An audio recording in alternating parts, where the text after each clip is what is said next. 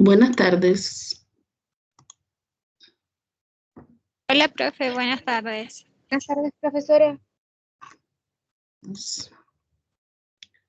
Chiquillos, con respecto antes de empezar a las notas, ya las tengo listas, se las voy a enviar a la delegada finalizando esta clase.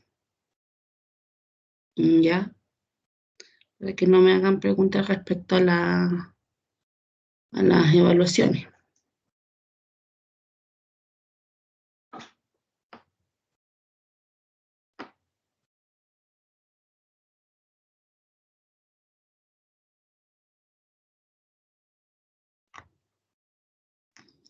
Lo que vamos a ver hoy es el tema de manejo o primer auxilio en hemorragia. Ya vimos herida, que herida está bastante ligado a lo que es el tema de las hemorragias. Así que eso es lo que nos corresponde ver ahora.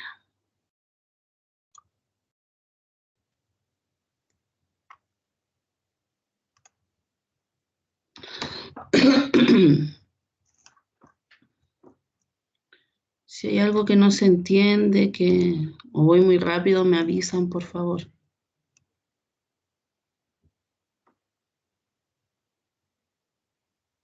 Primero vamos a definir qué es lo que es una hemorragia.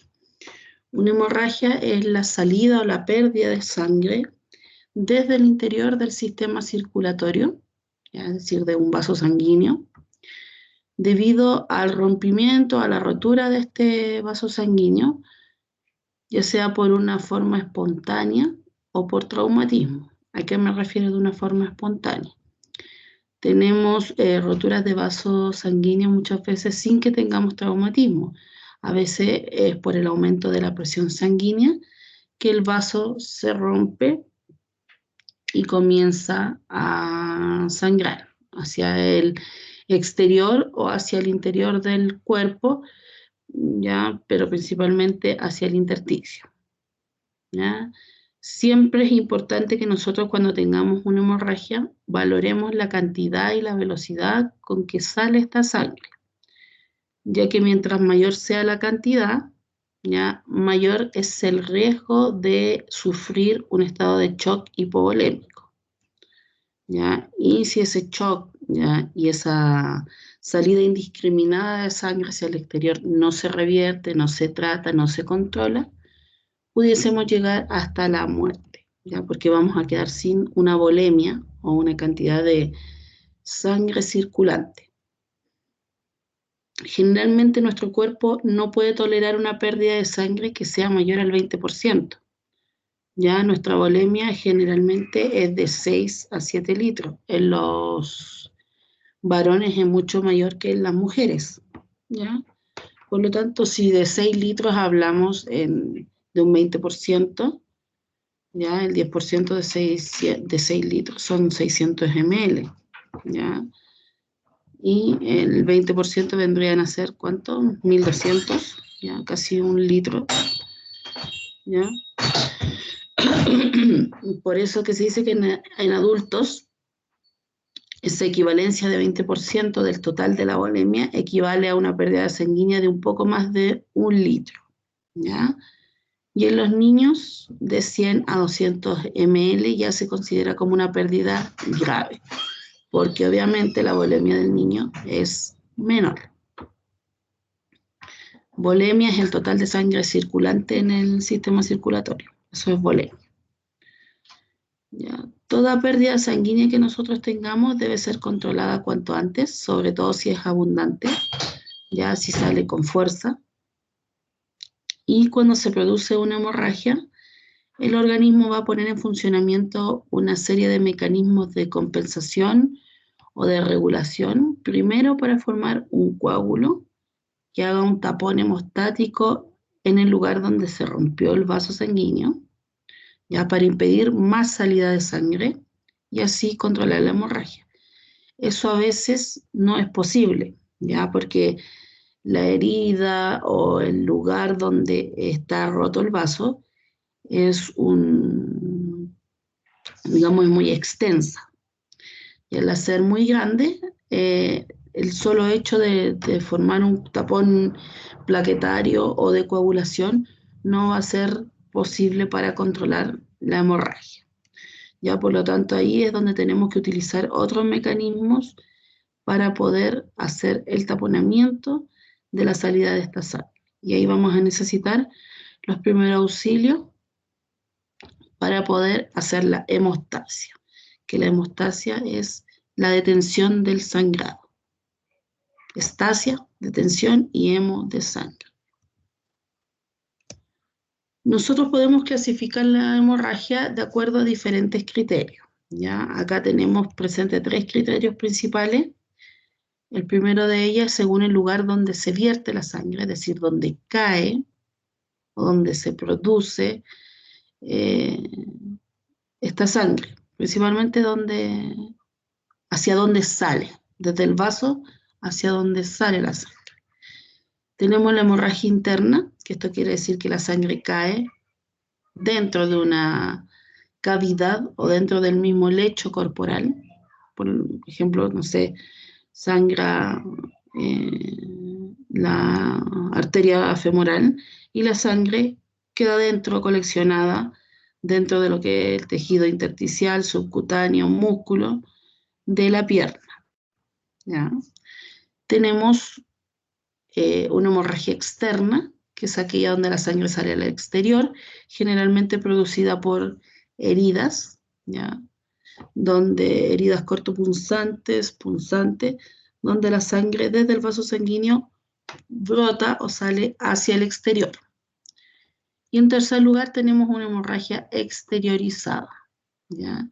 Que se produce en una porción de algún sistema u órgano, pero finalmente sale igualmente hacia el exterior. Ejemplo de esto es la hemorragia digestiva, la hematemesis, ¿ya? Lo que sangra es el tracto digestivo, puede ser el esófago, el estómago, ¿ya? Principalmente esos 2 componentes, y esa sangre finalmente no se queda ahí en ese lugar, sino que lo que hace la persona es presentar emesis, vómitos, y con el vómito esa sangre sale hacia el exterior.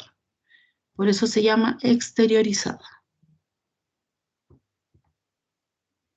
La diferencia entre la exteriorizada y la interna es que la interna no va a tener salida hacia el exterior, mientras que la exteriorizada sí.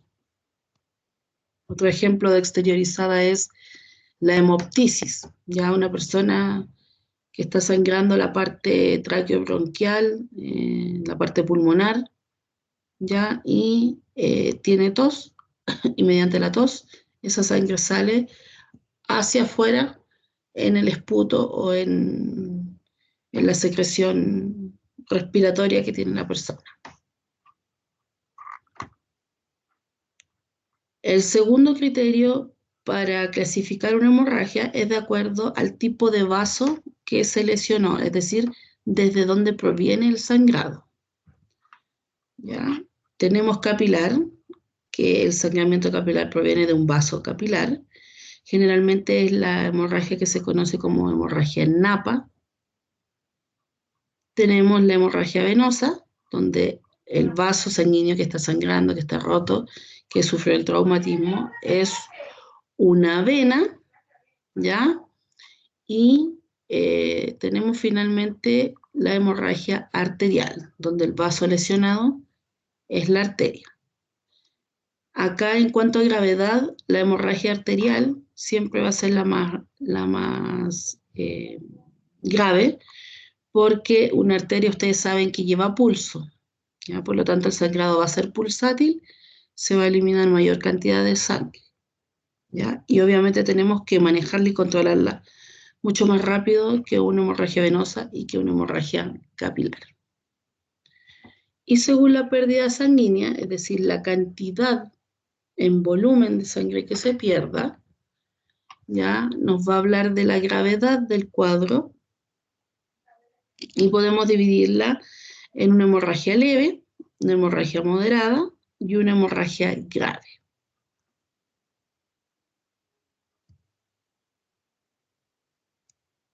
¿Ya? Acá vamos a definir ahora cada una de estas clasificaciones.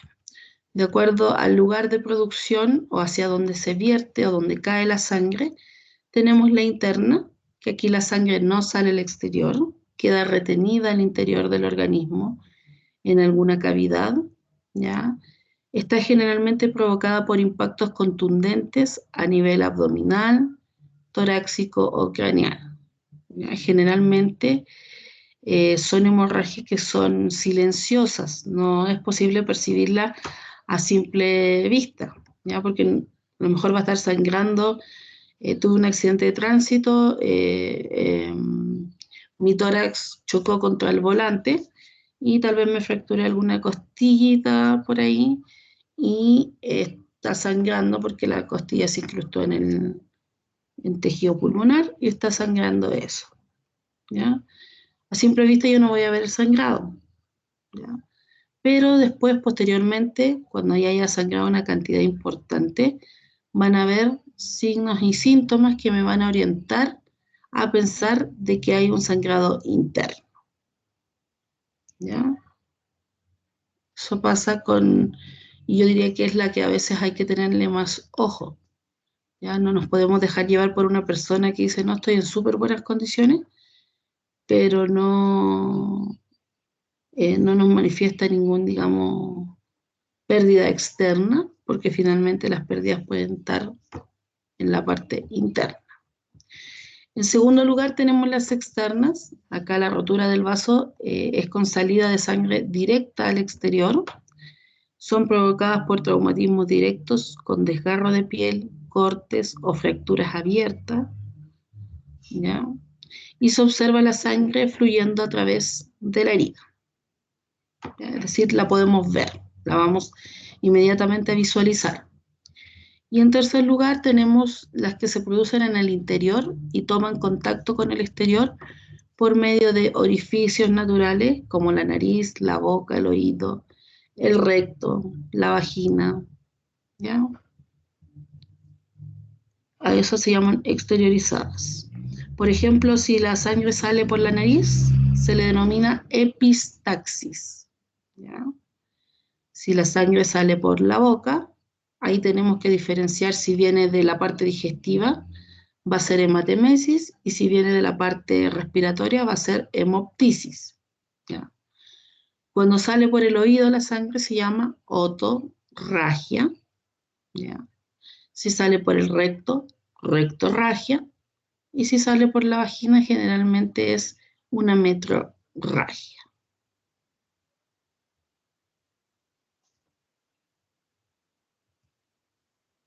¿Dudas, consultas hasta lo que hemos avanzado?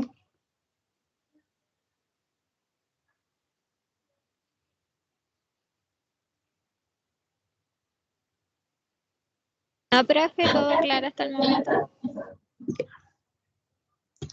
Entonces, ahora la clasificación según nuestro vaso sanguíneo lesionado. ¿Ya? La capilar va a comprometer solo los vasos sanguíneos superficiales, principalmente que son los que encargados de irrigar la piel, y se controlan fácilmente con algún vendaje sobre ella, ¿ya? Vamos a observarla como una hemorragia en forma de pequeños puntos sangrantes, que es lo que se conoce como una hemorragia en napa, ¿ya?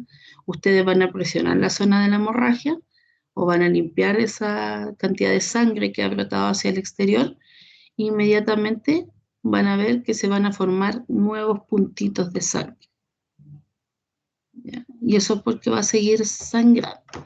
Generalmente sangran bastante, pero no, la cantidad de sangre no es o no reviste mayor gravedad, ¿ya? Como les dije, se puede llamar hemorragia en napa o hemorragia en sábana, ¿ya? Y es sangre generalmente oscura que fluye de manera regular, pero lenta, es decir, sale, pero de manera muy lenta. En la hemorragia venosa, ya voy a dejar la arterial para el último, la hemorragia venosa, la sangre es roja oscura porque recordemos que es una sangre que es más pobre en oxígeno, porque las venas llevan sangre desoxigenada. ya por lo tanto es un rojo oscuro, ya yo diría como un color granate, y la salida es continua, ya de escasa a moderada cantidad, y ese sangrado se corta en principio con presión local. Ya es la primera medida para detener el sangrado, con un apósito con presión directa sobre el lugar de sangrado. Y en tercer lugar tenemos la hemorragia arterial, ya que acá sabemos que las arterias conducen la sangre desde el corazón hacia el resto del cuerpo, por lo tanto llevan sangre rica en oxígeno y en nutrientes. Y por lo tanto el color de esta sangre va a ser de un color rojo brillante, ¿ya? O mucho más clara que la sangre venosa, ¿ya? La salida de la sangre es al compás del pulso, ¿ya? En saltos rítmicos y con fuerza. Por eso es un sangrado pulsátil, ¿ya? Y si no se trata de manera rápida la lesión sangrante sobre esa arteria, puede provocar muertes en menos de un minuto, ¿ya? Y lo que siempre les digo así de manera sarcástica, todos aquellos que intentan hacer algún tipo de autólisis o de intento autolítico, que intentan cortarse las venas, mal decisión para morir, ¿ya? Porque la vena sangra mucho más lento, por lo tanto va a ser más difícil que una persona se desangre con una hemorragia venosa que con una hemorragia arterial. Entonces, si realmente quisiéramos cumplir nuestro objetivo, tendríamos que más fácil hacer un corte profundo y lacerarnos una arteria, ¿ya? Para lograr el cometido autolítico, porque se va a perder sangre de manera más rápida y la muerte va a ser inminente. Ahí tenemos un esquema que nos muestra la forma de salida de la sangre hacia el exterior y la cantidad.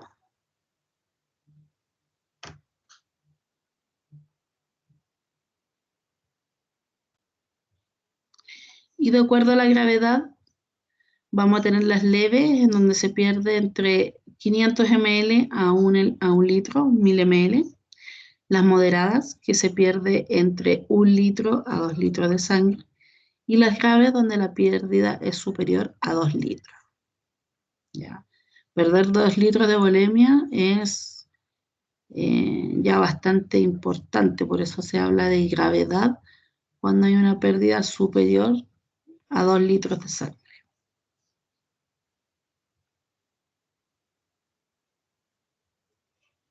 ¿Ya? Y la complicación más importante de una hemorragia, ¿ya? Sobre todo de una hemorragia arterial, es la pérdida de grandes volúmenes que va a afectar el transporte de oxígeno y de nutrientes. ¿Ya? Por lo tanto, el cuerpo, al tener pérdida de volemia, va a entrar en un cuadro que se llama shock. ¿Ya? Que lo que es el shock es un estado de hipoperfusión. Hipo, bajo, baja perfusión de sangre hacia los tejidos sanguíneos en general, sobre todo los órganos nobles como el corazón, el cerebro, los pulmones. Al existir este estado de hipoperfusión, nuestro organismo recibe menos sangre, entra en una isquemia, ¿ya? Recibe poca cantidad, por lo tanto, esa poca cantidad que recibe es pobre en oxígeno, ¿ya? Porque viene poca cantidad, es pobre en nutrientes. Entonces el cuerpo se va quedando con las toxinas, que es en este caso el CO2, y los desechos del metabolismo, porque la cantidad de sangre que está circulando es muy poca y por ende va a circular de manera lenta por todo el cuerpo. Y si no se trata a tiempo, ¿ya? Es un cuadro que puede ser mortal. Entonces, van a haber ciertos signos y síntomas que a nosotros nos van a orientar hacia el cuadro o hacernos pensar que una persona puede estar choqueada. Hay diferentes tipos de shock, pero el que se da por hemorragia se denomina shock hipovolémico. ¿Ya? Hipo de poca y volémico de poca volemia, poca cantidad de sangre circulando. ¿Ya? Entonces, en este caso va a ser un choque hipovolémico de etiología hemorrágica, porque la hemorragia finalmente va a ser el que lo va a desencadenar. ¿Cómo se va a ver o qué signo y síntoma vamos a nosotros visualizar para pensar que una persona pueda estar choqueada? ¿Ya? Y eso se va a dar por los mecanismos de regulación que va a empezar a echar a andar el cuerpo para tratar de aumentar la volemia o tratar de hacer circular más rápido esa poca sangre que hay circulando. Obviamente todos los signos y síntomas van a depender de la gravedad de la pérdida sanguínea. Vamos a tener alteración del pulso que puede presentarse de manera muy rápida, ya sobre 100 pulsaciones por minuto, es decir, vamos a tener un paciente taquipneico, perdón, taquicárdico, taquipnea de respiratoria, taquicárdico, ¿ya? Entonces vamos a tener un paciente taquicárdico. ¿Por qué se va a poner taquicárdico? Porque el corazón, ¿ya? Va a sentir, obviamente los vasoreceptores de presión, van a sensar que hay una baja presión a nivel cardiovascular. Van a enviarle una señal a nuestro cerebro y nuestro cerebro le va a comandar al corazón que se contraiga y se dilate de manera más rápida para poder bombear sangre, ya que llegue de manera más rápida al resto de los órganos o de los sistemas que están sufriendo esta pérdida sanguínea. Entonces el corazón se va a acelerar y va a comenzar a latir rápidamente.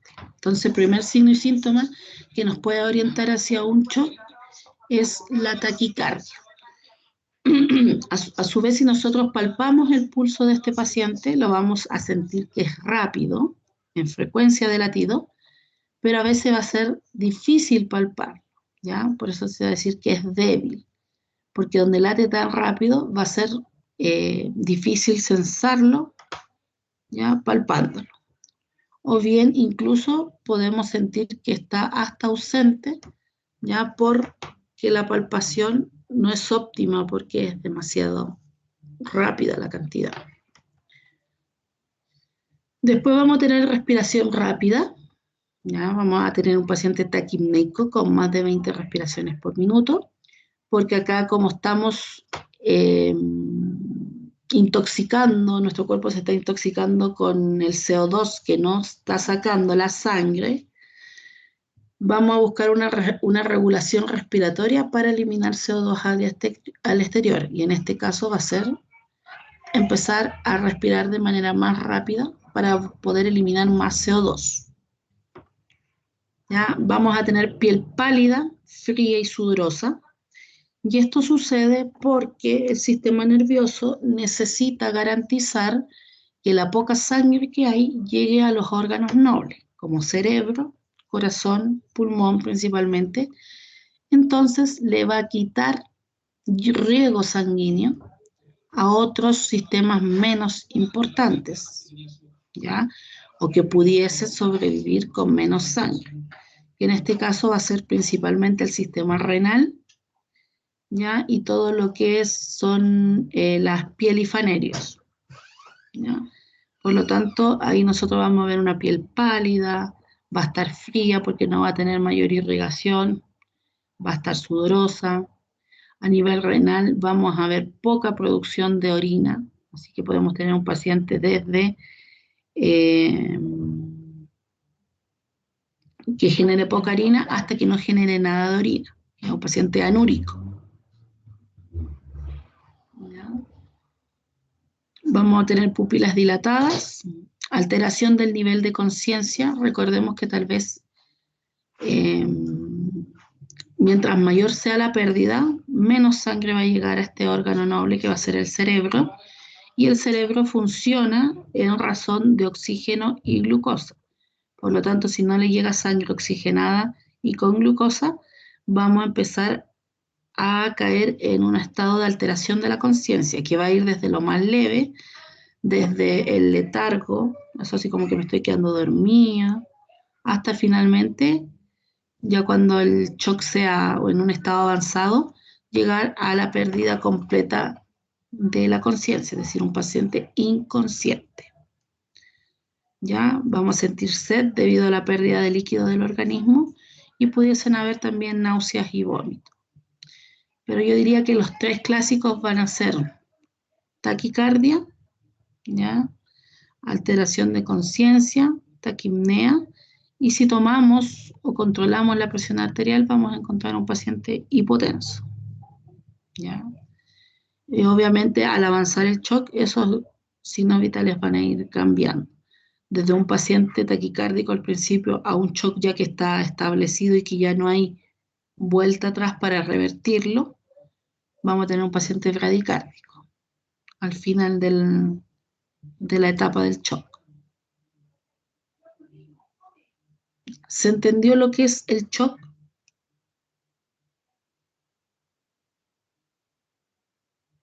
Me imagino que a lo mejor lo han visto en alguna fisiopatología, tienen que haberles pasado shock. ¿O todavía no hacen fisiopatología?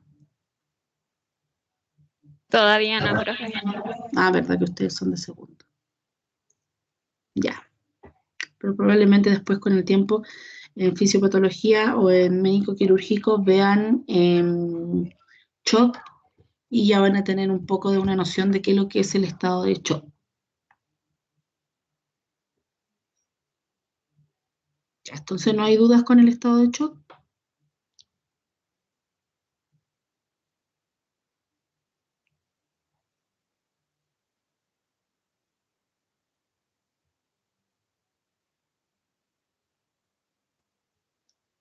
Ya.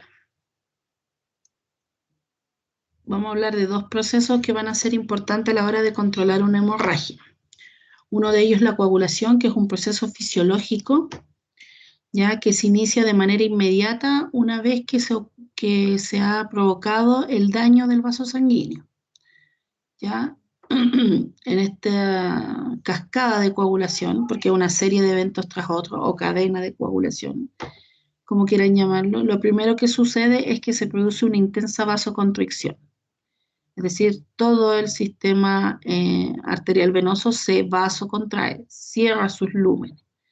¿Para qué produce esta vasoconstricción? Para que circule menor cantidad de sangre por el vaso sanguíneo, ¿ya? Y se disminuya la salida de sangre hacia el exterior, ¿ya? Y seguido a esa vasoconstricción se ocasiona la agregación plaquetaria, es decir, las plaquetas comienzan a migrar hacia donde está la lesión para hacer en primera instancia un tapón plaquetario que luego se va a hacer la base para que se forme el coágulo final o el coágulo de fibrina, ¿ya? Y el proceso este de coagulación va a estar compuesto por diversas reacciones que son complejas y que básicamente transforman la proteína fibrinógeno, ¿ya?, en fibrina, que la fibrina es la que le da dureza y sustento al coágulo,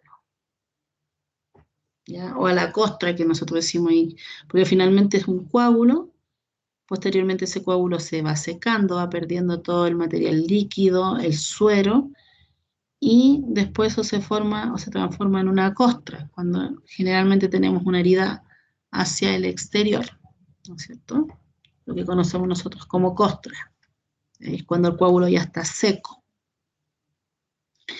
El segundo proceso es la hemostasia, ya que van a ser todos los procedimientos que nosotros vamos a utilizar para detener una hemorragia, ¿ya? Y esa interrupción puede ser muchas veces espontánea o a veces mediante procedimientos que apliquemos nosotros, ¿ya? Las maniobras generales para detener una hemorragia consisten en compresión directa sobre el lugar de hemorragia, elevación de la extremidad sangrante, compresión arterial directa cuando está sangrando un vaso sanguíneo arterial y torniquete.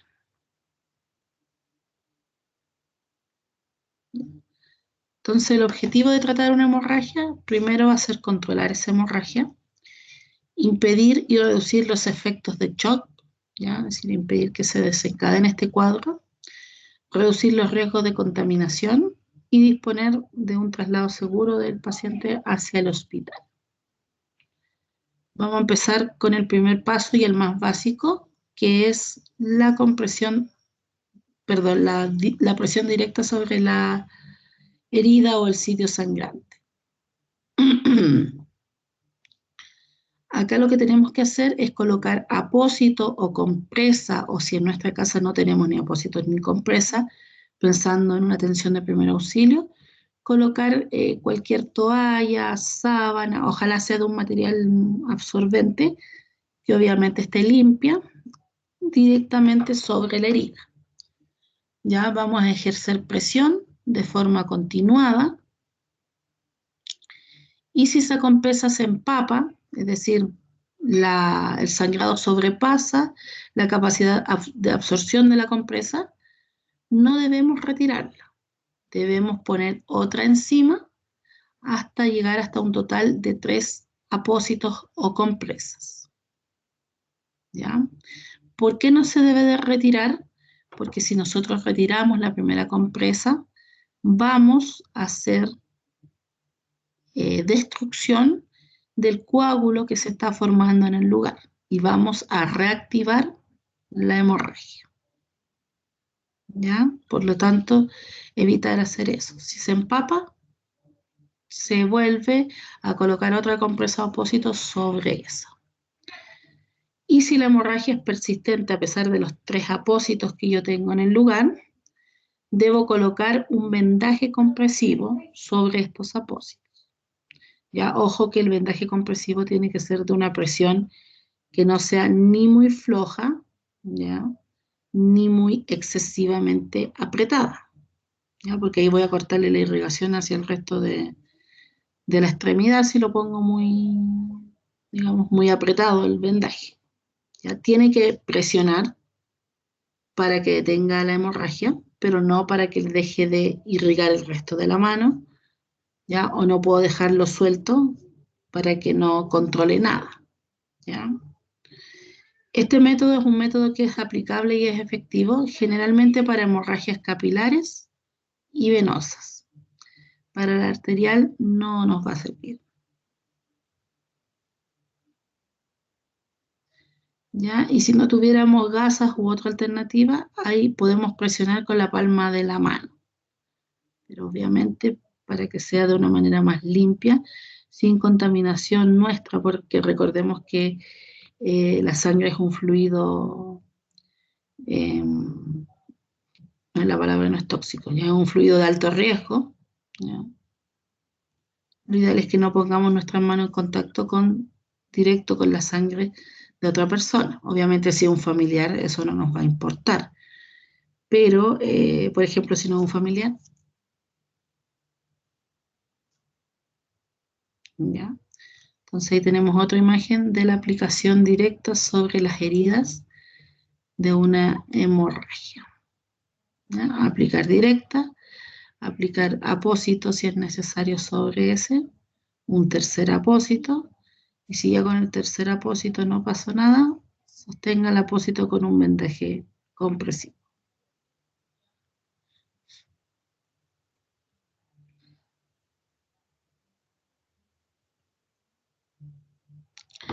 El segundo método es hacer elevación del miembro afectado, ¿ya? Cuando se trata de una extremidad principalmente, se va a elevar además sobre el nivel del corazón mientras se hace la compresión. Eso va a facilitar la formación del tapón por acumulación de plaquetas al disminuir la presión de gravedad, ¿ya? Y si la extremidad presenta lesiones, ¿ya? Es aconsejable obviamente no manipularla, ¿ya? Y en ese caso no se va a poder realizar el procedimiento de elevación. Entonces nosotros tenemos que tratar de ver primero si es que hay alguna fractura, cómo vamos a evidenciar la fractura por dolor en la extremidad, por deformación, ¿ya? Por lo tanto, si vemos que no hay dolor al movilizar la extremidad de la persona, vamos a poder elevarla. De lo contrario, si hay dolor, si hay deformidad, mejor no movilizar, no elevar la extremidad, ¿ya? Y mantenerla en el sitio hasta que sea colocado algún tipo de férula o de inmovilización, ya que eso lo vamos a ver cuando veamos el manejo de fracturas. Se debe hacer presión, el tercer punto es hacer presión de la arteria principal del miembro, ¿ya? Eso se denomina puntos de presión. Acá, generalmente si la hemorragia es arterial, lo que se hace es aplicar presión selectiva sobre una arteria que esté entre el corazón y la herida, ¿ya? Sobre un plano óseo, con el propósito de obliterar, ¿ya? O cerrar el lumen arterial, impidiendo el paso de sangre, ¿ya? Esto debe ser simultáneo con la compresión directa, y una vez que la compresión arterial directa se sigue con la compresión directa sobre la herida y vendaje, ¿ya? Pudiese añadirse la elevación si se trata de una extremidad, es decir, vamos en cadena, colocamos, hacemos la presión directa con apósito, después podemos hacer la presión de un punto arterial, ¿ya? Y finalmente elevar el miembro, obviamente siempre que el miembro no esté lesionado.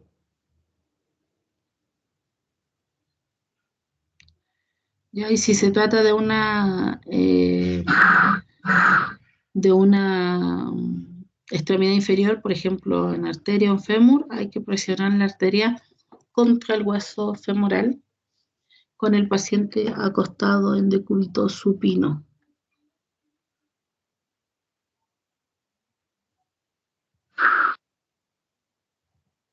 Ya vamos a tener diferentes puntos de compresión arterial en todos aquellos lugares donde haya una arteria. ¿Ya? Arteria temporal, localizado en la sien que conocemos. Ya, generalmente esa nos puede servir para hemorragia del cuero cabelludo. Arteria facial, ya localizado bajo el borde horizontal de la mandíbula. Arteria carótida, que se utiliza para hemorragias debido a cortes importantes en el cuello y se debe comprimir contra las vértebras. Arteria subclavia, localizada por detrás y debajo de la clavícula, ¿ya? Con hemorragia a partir del hombro. Arteria braquial, en la cara interior del brazo, por debajo del bíceps, ya que es la zona más o menos del pliegue del codo, pero hacia interno, para hemorragia del antebrazo y la mano. Y la arteria poplitea, que está localizada detrás de la rodilla, a nivel del pliegue de flexión, y nos sirve para hemorragias por debajo de la rodilla. ¿Ya? Todos esos son puntos arteriales de presión.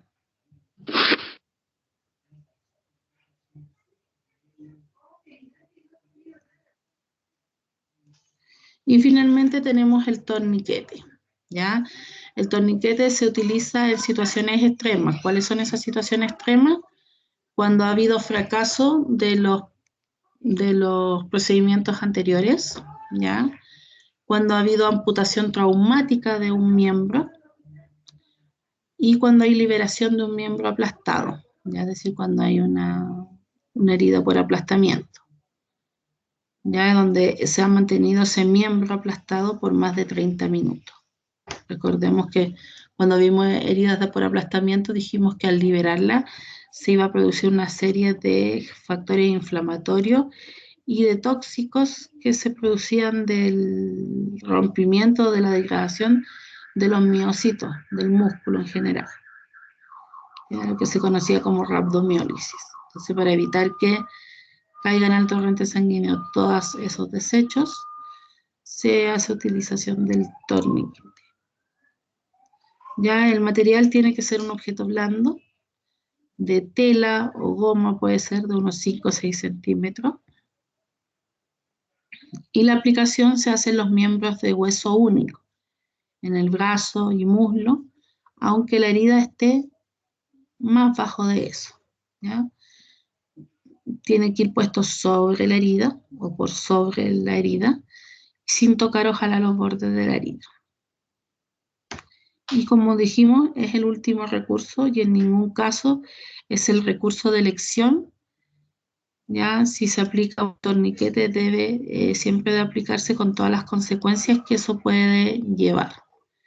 Ya, con perfecta compresión de que su aplicación puede comprometer la circulación y la viabilidad del miembro afectado y que en algún momento el resto de ese miembro puede perderse. Ya, porque no vamos a estar enviando riego sanguíneo al resto del cuerpo. ¿Ya? Cuando la amputación es traumática, da lo mismo porque el resto del miembro hacia abajo ya no va a ver, como se ve en la imagen. Pero cuando lo aplicamos por sobre una herida y hay parte o resto del miembro afectado, tenemos que ser cuidadosos e ir liberando la presión de ese torniquete para evitar que se isquemie todo lo que queda de extremidad hacia abajo. Por eso las nuevas normas actuales dicen que solamente se debe de utilizar en amputación traumática. ¿Ya?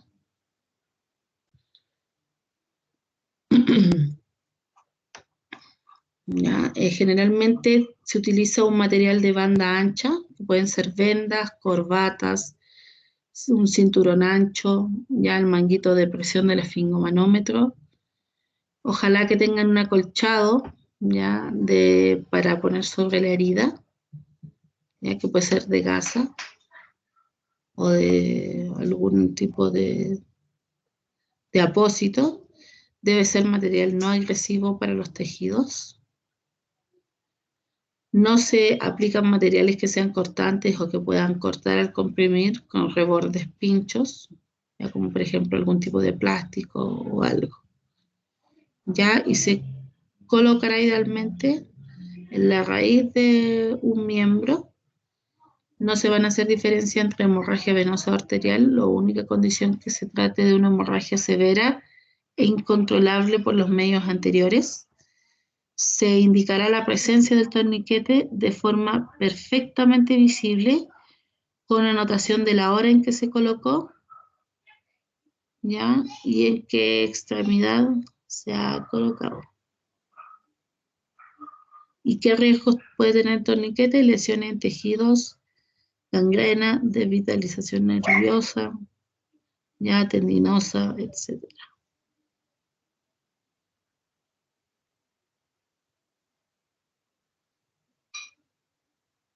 Y al liberarlo existe el riesgo del llamado shock del torniquete. ¿Cómo se aplica? Si tuviésemos que aplicar un torniquete hechizo, lo ideal es tener un pañuelo triangular.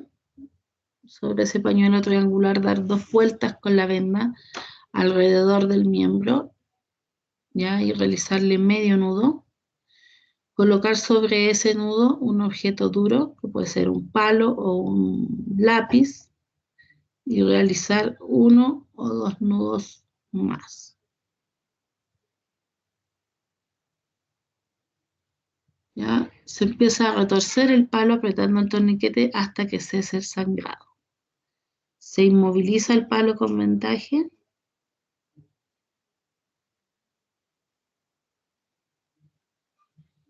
¿Ya? Y se rodea el miembro con bolsas de hielo para reducir la necrosis de la extremidad.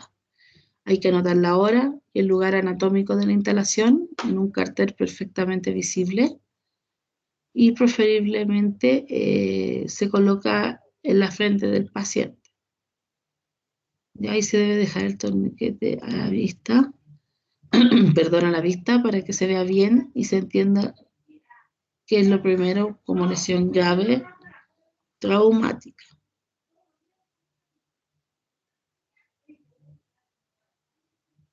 Y hay que ir soltándolo cada 2 horas. ¿No?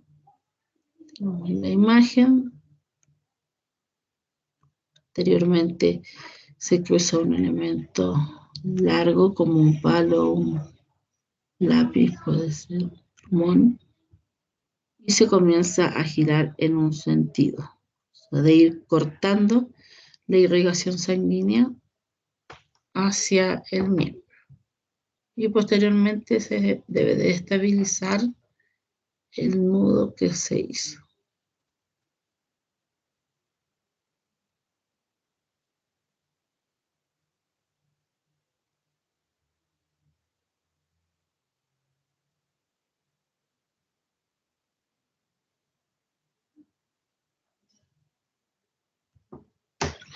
Y finalmente tenemos un torniquete que es un torniquete especial, que es el torniquete CAT. El torniquete CAT es un torniquete utilizado por militares, ¿ya? Y fuerzas armadas principalmente, que es de autoaplicación.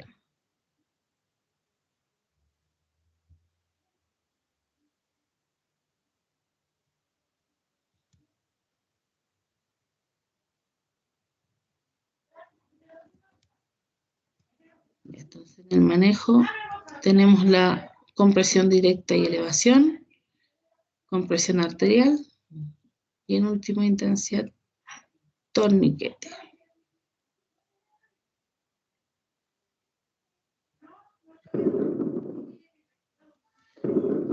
Espérame.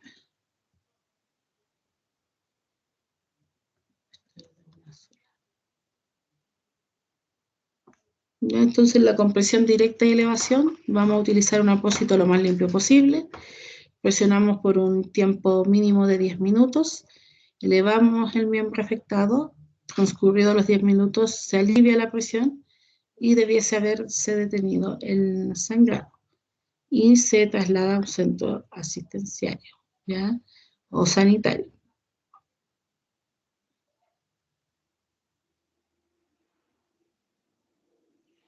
Después la compresión arterial, ya lo que se hace es, en ese caso están haciendo compresión sobre la arteria humeral, ya para evitar que llegue la sangre hacia el punto de herida que está ahí en la muñeca.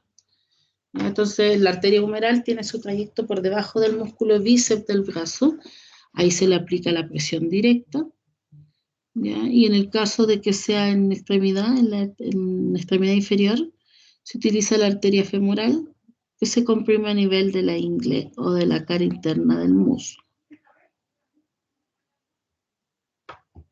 Se aplica solo el torniquete, finalmente se aplica solo en caso de que fallen las compresiones directas arteriales. Se ejerce una presión continuada, ya se utiliza una banda ancha en la raíz del miembro afectado.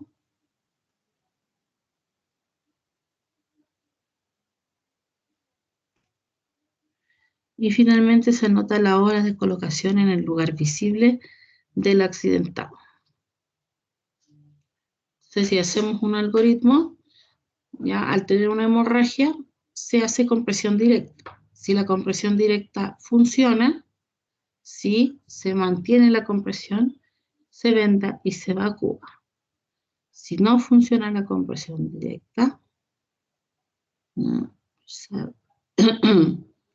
ya, si no funciona esa compresión directa, se hace compresión arterial. Si no funciona la compresión arterial, recurrimos al torniquete, ya, y evacuación. Y si la compresión arterial funciona, ya se mantiene y se debe elevar el miembro. ¿Dudas, consultas hasta el momento?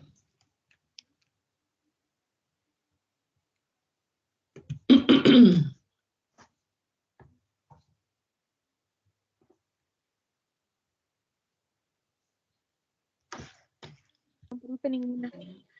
Ya.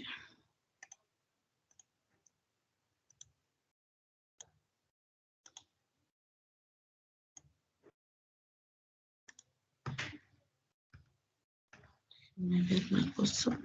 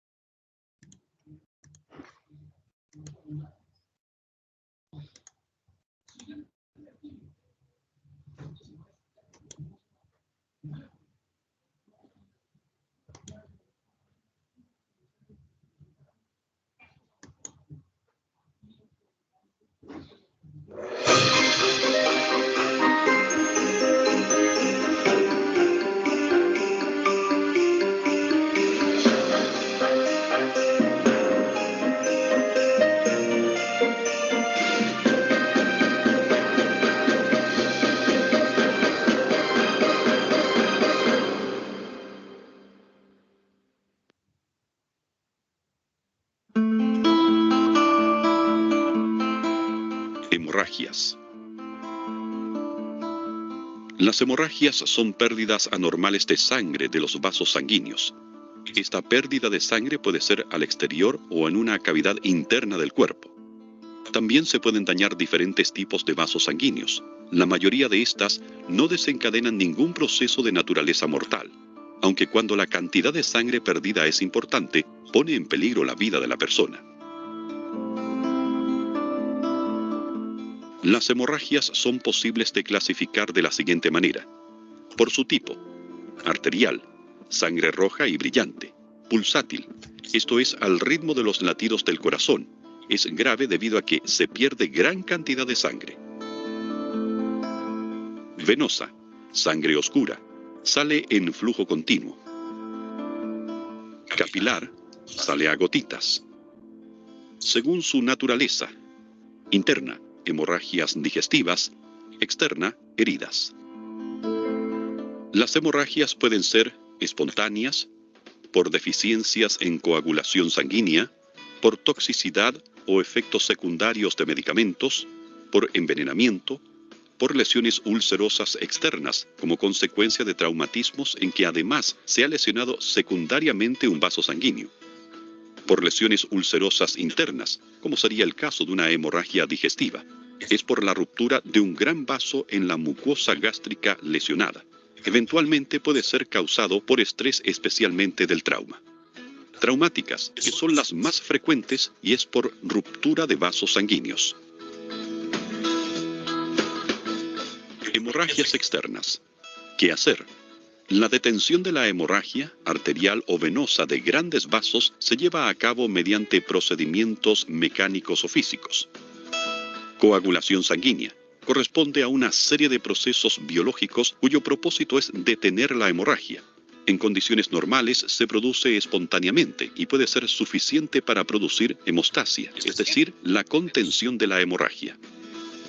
Solo los grandes vasos sangrantes, especialmente arterias, necesitan intervención externa para detener el flujo de sangre. Dentro de los métodos físicos, el más usado es la compresión digital directa con apósitos o compresas. Consiste en presionar sobre la herida hasta que cese el sangramiento o hasta ser atendido en un centro asistencial. Si no cesa la hemorragia o se empapa de sangre el apósito, no lo retire. Sobre ese apósito coloque otro para no retirar el coágulo que se está formando. Otro método oclusivo puede ser el comprimir los puntos de presión que corresponden a las arterias humeral y femoral. Consiste en ubicar la arteria y manualmente presionarla contra el hueso, bloqueando de esta manera la irrigación sanguínea a la extremidad. Si el sangramiento es capilar, como en el caso de una quemadura tipo B o una erosión o abrasión, hay que cubrir con apósitos y comprimir suavemente con un vendaje. Si el apósito se empapa de sangre, no lo retire, coloque otro encima y vuelva a vendar. Esto es válido para todo sangramiento, ya que si se retira el apósito ensangrentado, retiraremos el o los coágulos en formación, reagudizando la hemorragia. Si la lesión hemorrágica es distal en una extremidad, siempre reduce el sangramiento la elevación del miembro afectado. Siempre traslade al afectado a un centro médico para su atención. Hemorragias internas. Son aquellas en que la sangre se vacía en alguna cavidad interna del organismo. Evaluación: signos y síntomas de shock, es decir, piel pálida y fría, pulso débil y rápido, alteración de la conciencia, respiración agitada. ¿Qué hacer? Poner al accidentado en posición horizontal. Vigilar permeabilidad de vía aérea, permitiéndole una buena respiración. Abrigarlo y protegerlo del suelo. Traslado rápido a centro asistencial. Hemorragia nasal o epistasis. Comprimir aleta nasal de fosa sangrante. Mantener sentado con cabeza de frente o ligeramente hacia adelante. Respiración bucal de parte del paciente. Aplicar compresas frías sobre nariz, frente y cuello. Soltar lentamente al cabo de 10 minutos. No sonarlo.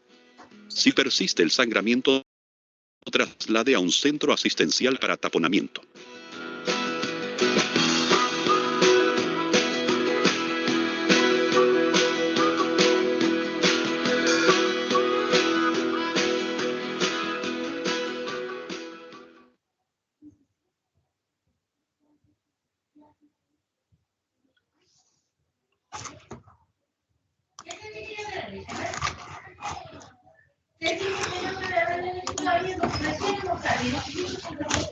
Vamos a ver la aplicación del torniquete.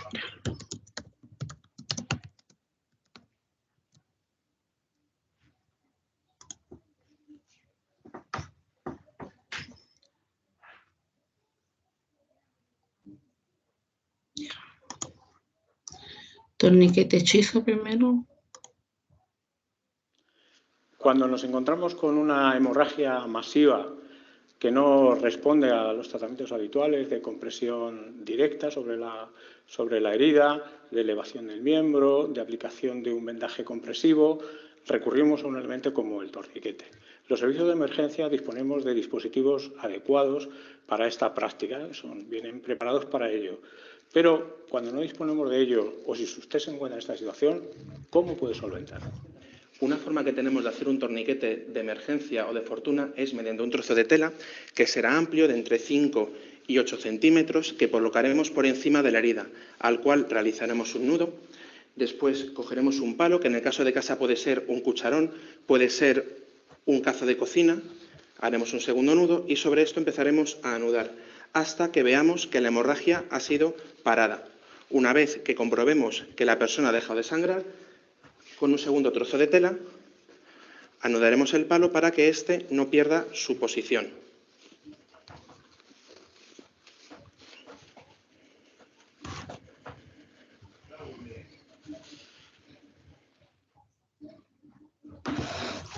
En caso de estar en casa podemos utilizar tanto sábanas, toallas, bufandas o pañuelos si los tenemos, una camiseta, en general cualquier trozo de tela que reúna las condiciones de ser ancho y que no sea elástico. En el caso de un accidente en calle pueden ser perfectamente las mangas largas de una camiseta o de un abrigo por la longitud que tienen. Una vez puesto el torniquete, esperaremos a la llegada de los servicios de emergencias, quienes evaluarán la situación y decidirán si es conveniente o no la retirada del mismo. También podremos poner un torniquete cuando veamos que una persona a la que vayamos a socorrer tiene una amputación de un miembro. Además, si tenemos que asistir simultáneamente a varias personas y solamente disponemos de nuestras manos, podremos poner torniquetes en esas heridas para distribuir nuestros esfuerzos a todo el mundo. Una vez aplicado el torniquete, es muy importante que recordemos que este tiene que quedar visible y que avisemos a los servicios de emergencia tanto de la hora como de la localización del mismo, ya que de ello dependerá parte del pronóstico.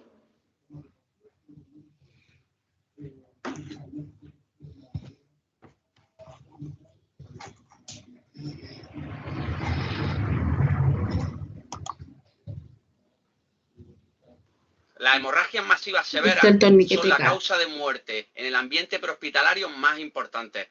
En el tutorial de hoy vamos a ver cómo usar la herramienta más eficaz para su control. Hoy, en Prehospital TV Emergencia, hablamos del torniquete.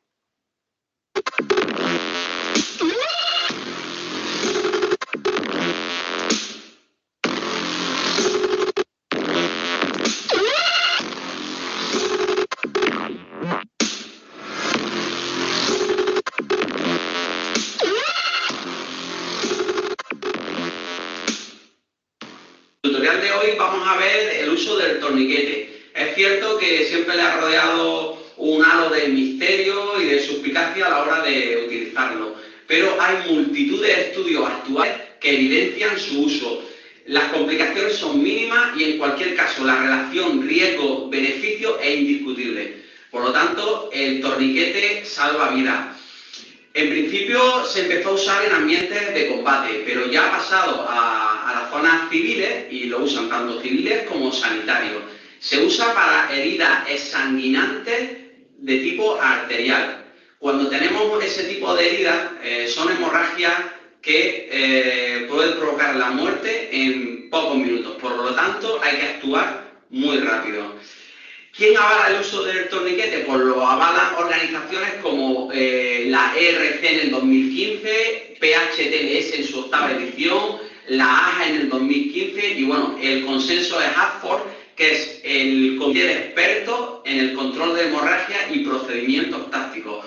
Por lo tanto, está actualizado y el torniquete se usa. Ahora vamos a pasar a ver la técnica. Los accidentes o ataques con arma blanca o cualquier accidente que implique una arteria nos va a hacer un sangrado que no vamos a poder controlar. La persona se nos puede desangrar en minutos. Por lo tanto, os voy a enseñar la técnica. Vamos a imaginar que tenemos un disparo de bala en esta zona de aquí. La persona se está desangrando. 3 dedos por encima, hay que poner el torniquete. Lo abrimos rápidamente, lo ponemos en la parte exterior, siempre intentar que no tenga ropa, lo fijamos con el velcro y comenzamos a apretar hasta que la herida deje de sangrar. No os dejéis llevar por las quejas del paciente. Lo que tenemos que hacer es parar la hemorragia. Una vez parada la hemorragia, fijamos la varilla aquí y lo siguiente, cerramos el torniquete y ponemos la hora a la que se ha puesto. Los torniquetes ni se quitan ni se aflojan. Para el dolor deberíamos de poner analgesia. Bueno, pues esa es la técnica de cómo poner un torniquete. Como el cuello, el tórax y el abdomen, en las que no podemos usar el torniquete. Para eso se utiliza la técnica del empaquetamiento. También hay vendajes como el tipo israelí y algunos agentes hemostáticos, pero eso lo veremos en otro tutorial. Me gustaría recomendaros 2 cursos sobre el control de hemorragia. Uno es el curso el BICOM y el otro es el curso TECC, que es el de cuidados tácticos del herido en ambiente civil. Os dejaré los enlaces aquí abajo para que podáis consultarlo. Yo personalmente pienso que el torniquete debería formar parte del equipo personal de cada sanitario, ya que en una hemorragia sanguinante vais a tener 2 o 3 minutos, es una emergencia tiempo dependiente. Entonces, yo personalmente siempre lo llevo listo para usarlo. Os voy a dejar también unos links de consulta para que veáis el tema del control de hemorragia. Y bueno, pues muchísimas gracias por ver este vídeo. Espero que os suscribáis al canal, tocad la campanita, aquí os la dejo, y que compartáis. Muchísimas gracias por vernos y nos vemos en el próximo.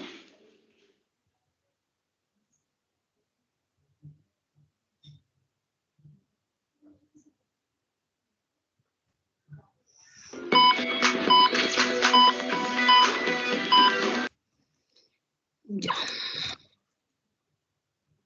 Ahí estaban los manejos de hemorragias externas. ¿Alguien tiene alguna duda, consulta?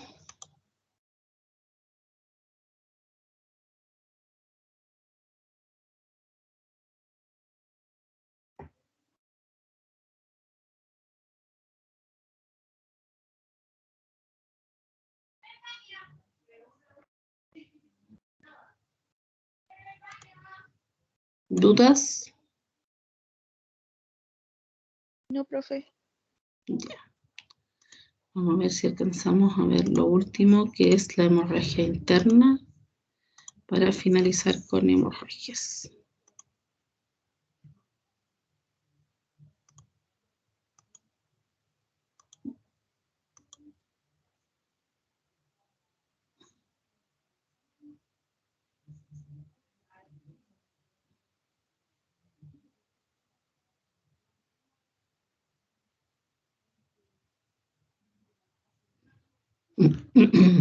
Ya. Bueno, Bueno, la hemorragia interna es la que se da dentro de las cavidades del cuerpo y pueden producirse también por cosas traumáticas, como por ejemplo una fractura, ¿ya? Una herida penetrante o contusiones que sean importantes, que hayan sido provocadas con un objeto contundente y la fuerza aplicada haya sido elevada, ¿ya? Como les dije anteriormente, son más peligrosas que las externas porque no las podemos ver, por lo tanto, muchas veces las pasamos por alto, ¿ya? Lo que es importante aquí, más que verla, es tener un buen índice de sospecha. Es decir, saber, conocer cómo fue el mecanismo lesional, ¿ya? Para poder pensar o sospechar que pudiese haber una hemorragia interna. ¿Ya? Por eso ahí habla de las circunstancias del accidente.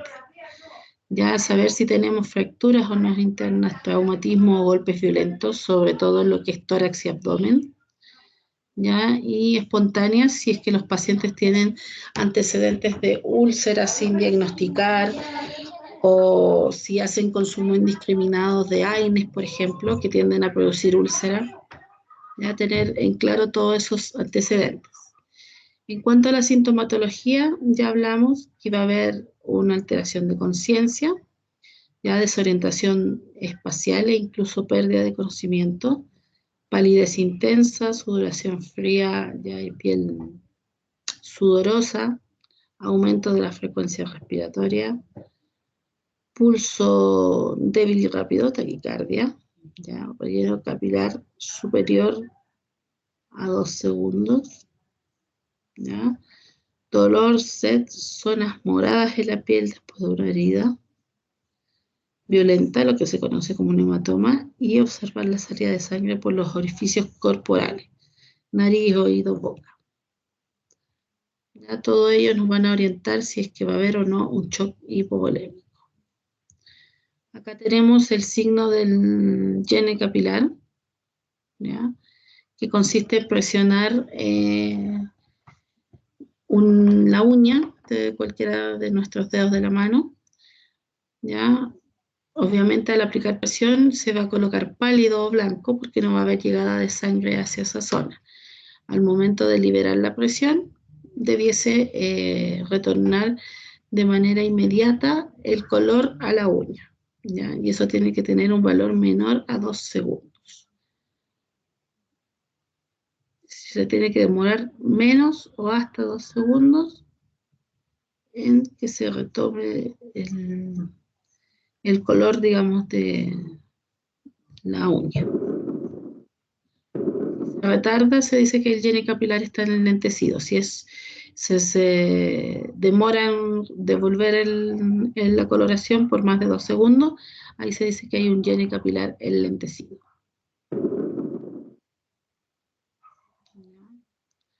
¿Qué primer auxilio nosotros vamos a poder prestar a una persona que sufrió algún tipo de trauma y en el cual nosotros sospechamos de que pudiese haber alguna hemorragia interna? Primero vamos a ayudar a la víctima a acostarse, le vamos a levantar los pies y apoyar sus piernas. Eso es para ayudar al retorno venoso hacia la parte central. Obviamente, si hay lesiones en las piernas, vamos a evitar hacer esta elevación. Por ejemplo, si tuviese una fractura. Vamos a soltar la ropa en el cuello y el pecho y la cintura y vamos a llamar de manera inmediata a la ambulancia, ¿ya? O al sistema de emergencia en este caso. Vamos a observar tipo, cantidad, fuente de origen, ya, principalmente lo que es la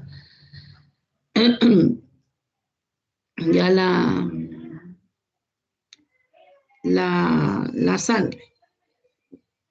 Y ahí vamos a observar si es que salen por algún tipo de orificio natural de nuestro cuerpo. Vamos a abrigar a esta víctima y vamos a elevar las extremidades inferiores, eso ya lo dijimos, y lo repetí de nuevo. Controlemos permanentemente a la víctima y no la abandonemos hasta que llegue la ayuda. Y evitemos dar de beber a la víctima, ya porque probablemente en un medio hospitalario, posteriormente en el servicio de urgencia, se le hagan algunas pruebas diagnósticas, algunos exámenes que requieran de estar con un ayuno previo o estar sin estómago lleno. Ya, por lo tanto, evitemos dar agua o comidas. Y traslademos de inmediato al paciente crítico. Ya recordemos que si hay una pérdida también de sangre interna, muchas veces el paciente tiene que pasar a pabellón para ver qué cosa interna es la que está sangrando. Por ende, ese paciente tiene que tener un ayuno previo de 6 a 8 horas. Ya, por lo tanto, por eso hay que evitar dar de comer o dar de beber a la persona afectada.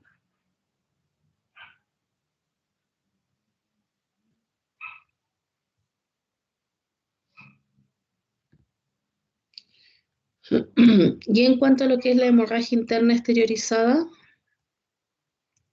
es la que se va a producir en el interior, pero va a salir por medio de orificios naturales, ¿ya? La hemoptisis, creo que yo antes se las nombré todas, y acá le dejo la definición de cada concepto. La hemoptisis es la salida de la sangre por la boca, que procede del árbol respiratorio y aparece con la tos, ¿ya? Generalmente, ¿quién tiene hemoptisis? Los pacientes con tuberculosis, ¿ya? Ellos presentan hemoptisis. Hematemesis, que es la salida de sangre por la boca, procedente del tubo digestivo, y aparece con el vómito, ¿ya? Si es de procedencia alta, es de color rojo, y si es digerida, es de procedencia baja, parece lo que se denomina como pozos de café, o así como un color de alquitrán, ¿ya? Lo que se conoce como más que hematemesis, ya pasaría a ser melena. La otorragia, que es la salida de sangre por el oído. La epistaxis, que es la salida de sangre por la nariz, ¿ya? La rectorragia, que es salida de sangre del ano, ¿ya? Y la metrorragia, que es la salida de sangre por la vagina, y la hematuria, la salida de sangre con la orina, ¿ya? Orinar con sangre. Hematuria. Frente a esto, nada que podamos hacer en cuanto a primeros auxilios, simplemente que el paciente se dirija a un centro asistencial para hacer el estudio de dónde se está provocando el sangrado y por qué. ¿Ya? En cuanto a cuando tenemos epistaxis, lo que podemos hacer es taponar la zona de los orificios nasales para evitar que salga hacia la parte externa. ¿Ya? Lo mismo podemos hacer en el oído, pero hay que tratar de dejar que drene de manera espontánea.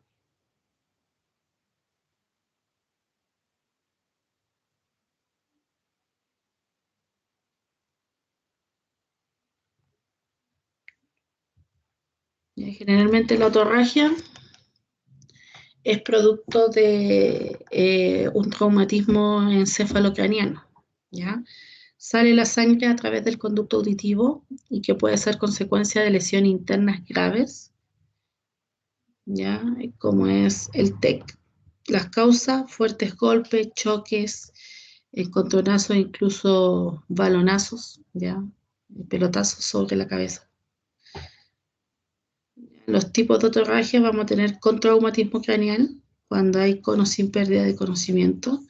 Aquí se fractura la base del cráneo y lo más normal es que vaya acompañado de epistaxis y amoratamiento alrededor de los ojos, lo que se conoce como el signo de los ojos de mapache.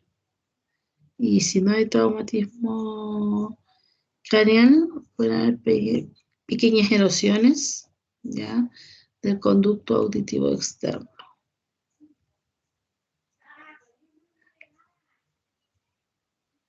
Y el tratamiento: no taponar la hemorragia, posicionar de manera lateral al afectado estable sobre el oído sangrante, ya, para que drene esa hemorragia, y movilizar en bloque con sumo cuidado, ya, porque puede haber también una lesión medular. ¿Ya? Ahí tenemos la otorragia y el signo de los ojos de mapache. Después tenemos la epistaxis, ¿ya?, que es la salida de sangre por la nariz.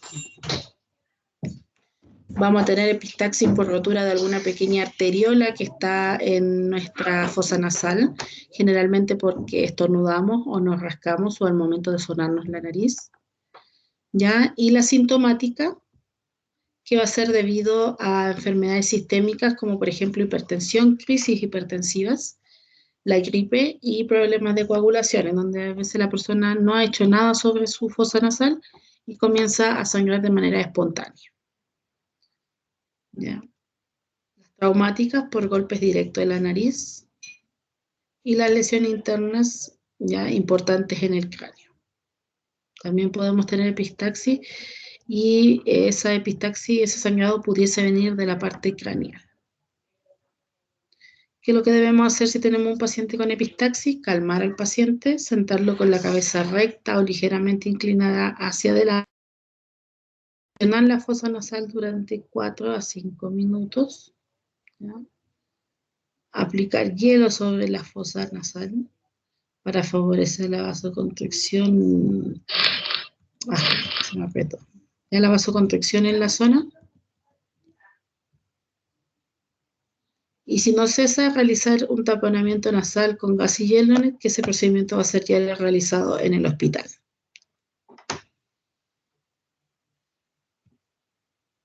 Tenemos las gingivorragias, que es el sangrado de las encías. Ya las causas principalmente son inflamación de las encías por cuadros infecciosos, carencias de vitaminas, y el tratamiento no es muy importante porque ceden o dejan de sangrar de manera espontánea. ¿Ya? Por lo tanto, no son un tratamiento de urgencia, a no ser que la causa sea, por ejemplo, un paciente que utilice anticoagulante y que el rango de utilización del anticoagulante esté sobrepasado.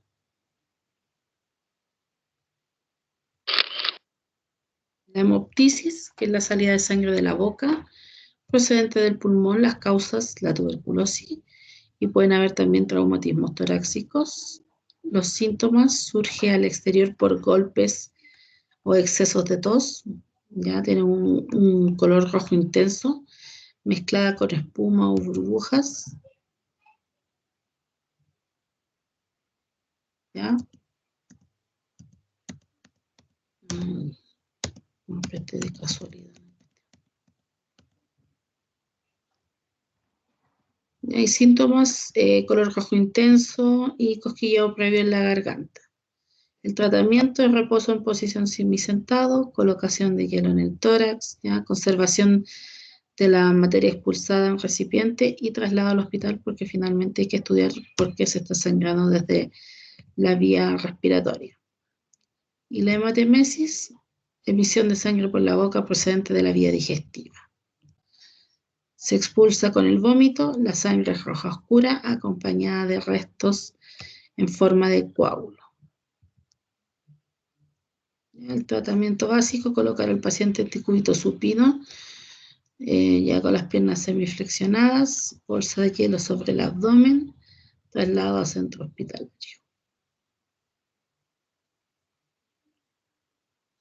¿Ya? Y las hemorragias del recto, ya que podemos tener rectorragia, que es sangre fresca, de color rojo intenso por el ano. Acá las causas son la existencia de hemorroides o un proceso tumoral bajo del sistema digestivo. El tratamiento es llevar al paciente al médico para que se hagan los estudios correspondientes.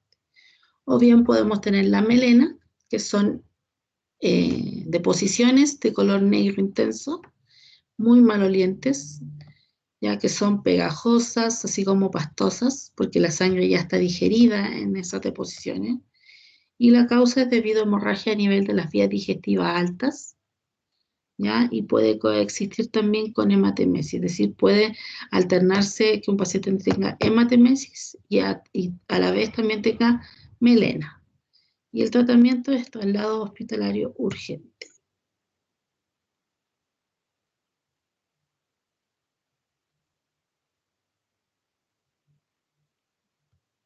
¿Ya?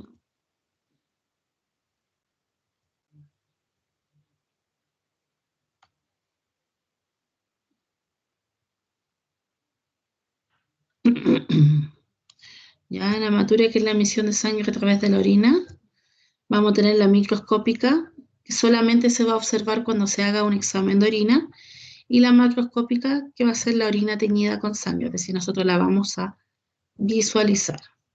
Las causas pueden ser infección urinaria, cólico nefrítico, tumor de vejiga, ya traumatismos abdominales o de fosas renales, es decir, que se hayan golpeado los riñones. Y el tratamiento es visita médica o traslado de manera urgente al hospital en el caso de ser un traumatismo. Ya si yo me de un traumatismo renal cerca de las fosas renales, tengo que acudir a un centro asistencial para que estudien que no haya ninguna contusión renal. Y finalmente el choque hipovolémico, que esto ya lo vimos, los signos y síntomas. Ya. ¿Dudas, consultas?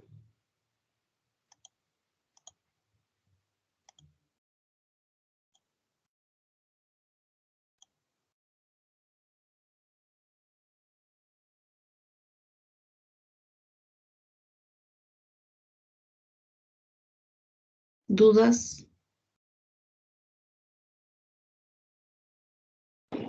No, profe. Ya. Necesito que fijemos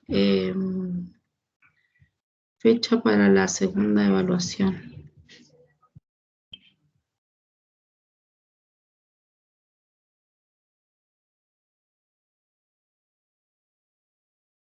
Yo estaba pensando que hiciéramos la evaluación la última semana de junio, ya que eso vendría a ser el día... Nosotros tenemos clase los martes. Martes 29.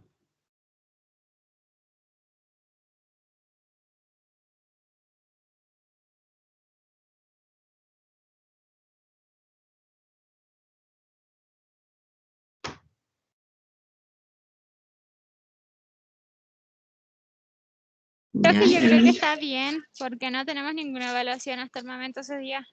Ya. Entonces la dejamos para el martes 29 de junio y estaría entrando hasta lo que veamos el día viernes, en la recuperación del día viernes, que finalmente llevamos heridas, ahora hemorragias, y el día viernes vamos a ver, no estoy segura si quemadura o vamos a ver las lesiones óseas, una de esas dos. Todavía no he decidido cuál de las dos.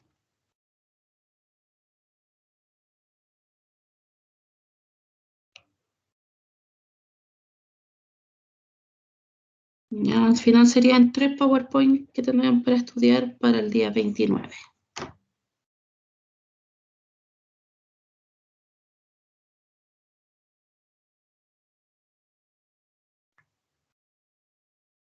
Ya chicos, si no hay más dudas, no hay más consultas, yo le voy a mandar detallado a su delegada lo que va a entrar en la prueba y los PowerPoint. Y los voy a dejar subida en el aula igual.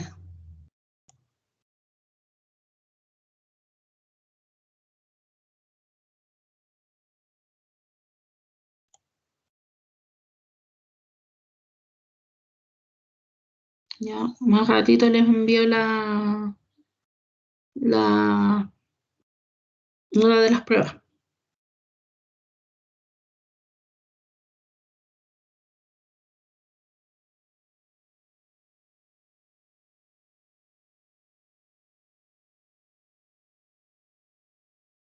Ya chicos, nos vemos el viernes, que estén bien, cuídense. Chao, profe. Chao. Chao, profe.